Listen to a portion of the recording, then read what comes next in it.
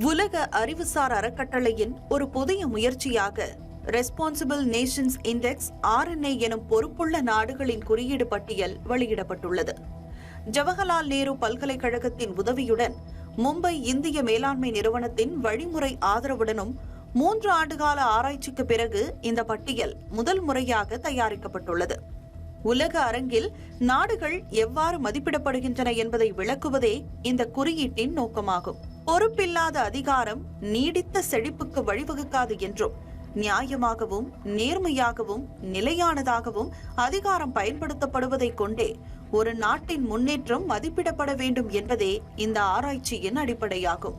21ஆம் நூற்றாண்டில் ஒரு நாட்டை பொறுப்புள்ள நாடாக மாற்றுவது எது என்பதை புரிந்து கொள்வதற்கான ஒரு முக்கியமான படி இதுவாகும் என்று குறிப்பிட்ட முன்னாள் குடியரசுத் தலைவர் ராம்நாத் கோவிந்த், பொருளாதார வலிமை, ராணுவ வலிமையுடன் பொறுப்புக்கும் முக்கியத்துவம் அளிக்கப்பட வேண்டும் என்று தெரிவித்துள்ளார்.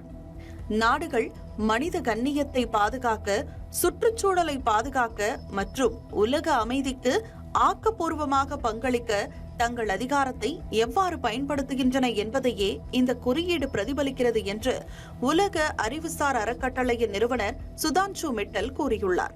பொறுப்புள்ள நாடுகளின் குறியீடு 3 முக்கிய தூண்களை சுற்றி கட்டமைக்கப்பட்டுள்ளது.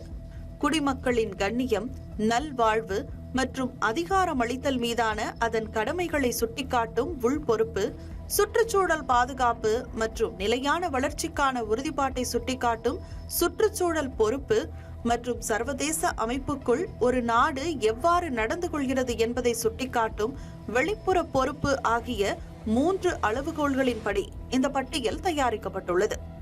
உலக வங்கி, IMF, உலக சுகாதார நிறுவனம் உள்ளிட்ட ஐநா சபையின் மற்ற அமைப்புகளால் அங்கீகரிக்கப்பட்ட சர்வதேச ஆதார தரவுகளை பயன்படுத்தியே இந்த குறியீடு உருவாக்கப்பட்டுள்ளது. இதில் 154 நாடுகள் இடம்பெற்றுள்ளன.